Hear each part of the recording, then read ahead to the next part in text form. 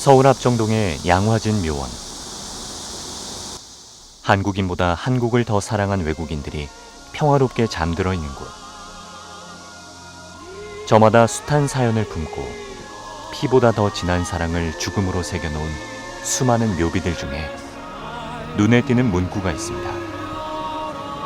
나는 웨스트민스터 사원에 묻히기보다 한국 땅에 묻히기 원하노라.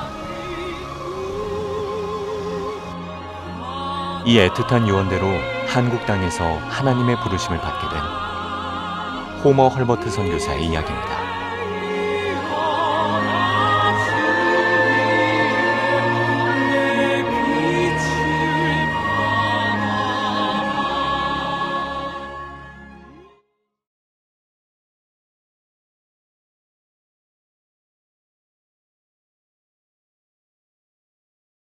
(1886년) 조선 조정의 초청으로 최초의 근대식 공립학교 유경공원의 영어교사로 이 땅을 밟게 된 호머 헐버트.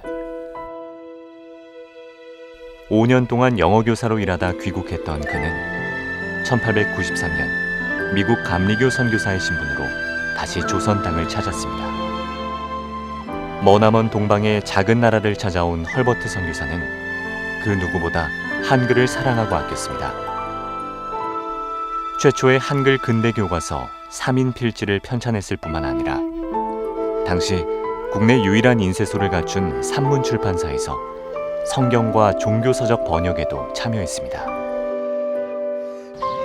우리의 고유한 언어와 문화, 풍속을 사랑하고 그 역사를 존중했던 헐버트 선교사는 코리안 레포지터리, 코리안 리뷰라는 잡지를 발행해 한국의 문화와 역사, 한글에 대한 연구 논문을 쉼없이 연재했습니다. 이를 통해 한국의 역사와 문화가 전 세계에 알려지게 됐는데요. 특히 1906년엔 한국사에 대한 방대한 저술인 대한제국 멸망사를 펴내 국권을 빼앗기게 된 우리나라의 비극에 대해 증언했습니다. 많은 사람들이 조선이 독립국가로 존속하는 것보다는 일본 통치를 받는 편이 낫다고 말하고 있다. 이 책을 읽는 동안 조선이 이토록 위기에 빠지게 된 원인과 미국을 포함한 여러 열강들이 그 비극에 어떠한 역할을 했는가를 알게 될 것이다. 세계 열강이 한반도를 둘러싸고 이권 다툼을 벌이고 조선의 국운은 바람 앞에 흔들리는 촛불처럼 흔들리던 시대에 이 땅에서 살았던 헐버트 선교사는 점차 독립운동가로 변신하고 있었습니다. 1905년 일본의 한반도 지배를 양해한다는 영국과 일본의 동맹이 체결되자 고종 황제는 비밀리에 미국 대통령에게 일제 지배의 부당함을 적은 친서를 전달하려 하는데요. 그 비밀 특사로 헐버트가 파견됩니다. 하지만 이틀 동안 수차례에 걸쳐 루스벨트 대통령을 만나려는 헐버트의 시도는 무산됐고 헐버트가 고종의 친서를 가까스로 미 국무장관에게 전했을 땐 모든 게 끝난 뒤였습니다.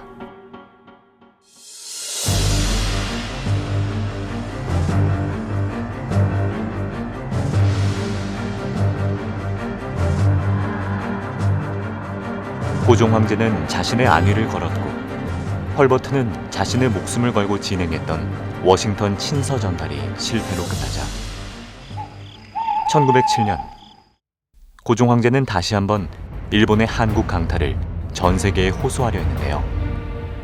이상설, 이위종, 이준을 헤이그 특사로 파견하게 됩니다. 이 작전을 기획한 것이 바로 헐버트. 그는 헤이그 밀사보다 먼저 헤이그에 가서 새 특사들의 활동을 후원했습니다. 하지만 이미 외교권이 박탈된 나라의 국민들은 세계 만국평화회의에 참석조차 할 수 없었습니다. 결국 고종 황제는 폐위되고 맙니다. 이런 일들을 하기 위해 목숨을 걸어야만 했던 헐버트 선교사. 일본의 갖은 회유와 협박에 시달리고 일거수일투족을 감시당하던 그는 결국 1907년 일본에 의해 추방당하고 맙니다.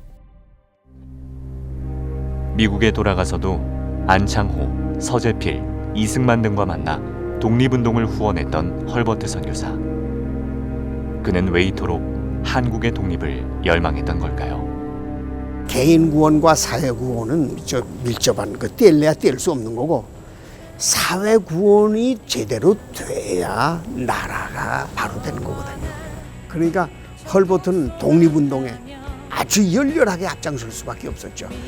그분의 복음은 한 영혼을 구하는 것도 중요하지만 정말 이 사회 전체가 예수를 믿고 전 세계에 나가서 복음을 증거하는 그런 결례가 될 것이다 라고 하는 소망의 메시지를 가졌던 선교사님이었다는 거죠. 그런 선교사님이 어디 있습니까? 1949년 그토록 꿈꾸었던 독립된 한국의 땅에 국빈 자격으로 초청받았던 86세의 헐버트. 하지만 한국 땅을 다시 밟은 지 일주일 만에 소천했고 온 국민의 추모 속에 하나님 곁으로 떠나갔습니다. 그의 마지막 유언은 단 하나였습니다.